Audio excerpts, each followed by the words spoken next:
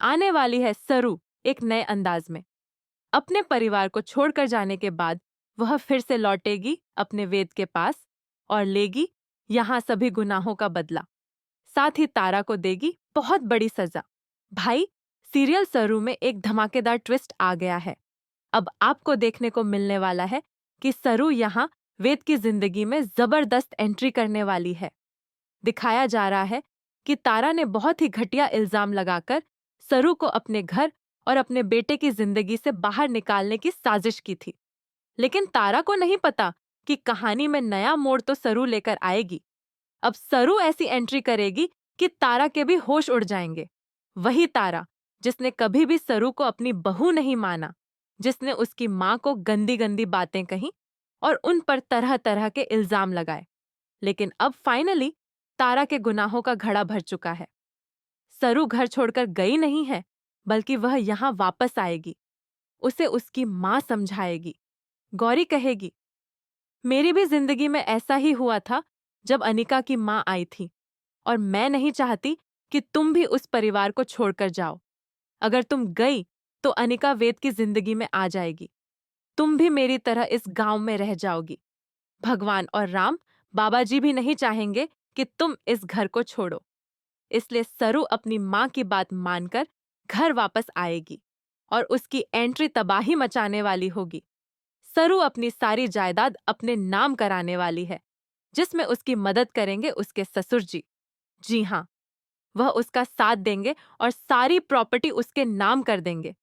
सरू अपनी माँ की बात मानकर एंट्री मारेगी और अपने ससुर जी की बात मानते हुए सारे प्रॉपर्टी के कागजात लेकर आएगी। वह तारा से कहेगी, अब यह सारी प्रॉपर्टी मेरी है। आप लोग इस घर 8 में रहना चाहते हैं तो मेरी मर्जी से रहिए, लेकिन मेरी शर्त यह है कि आपको यहाँ नौकरों की तरह काम करना पड़ेगा।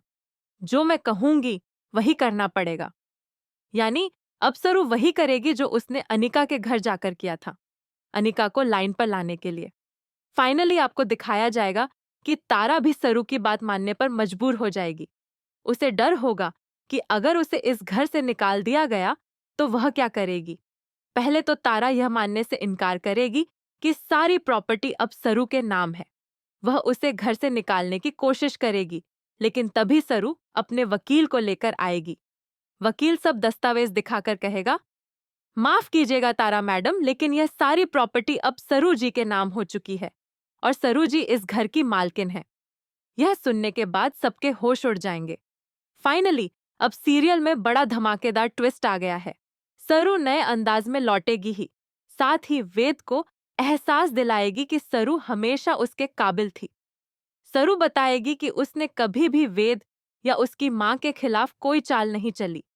वह हमेशा वफादार रही और रिश्ता वफादारी से निभाया। अब कहानी उस मोड़ पर आएगी जहां वेद को समझना पड़ेगा कि उसकी माँ ही नहीं चाहती थी कि सरू उसकी जिंदगी में रहे। अंत में सरू की माँ आएंगी और तारा से कहेंगी, आप नहीं जानती कि मेरा पति कौन है। मैं बताना चाहती हूँ कि मेरे पति चंद्रकांत हैं। और अब कहानी उस मोड़ पर पहुंच जाएगी जहां तारा को मजबूरन सरू को अपनी बहू के रूप में अपनाना ही पड़ेगा।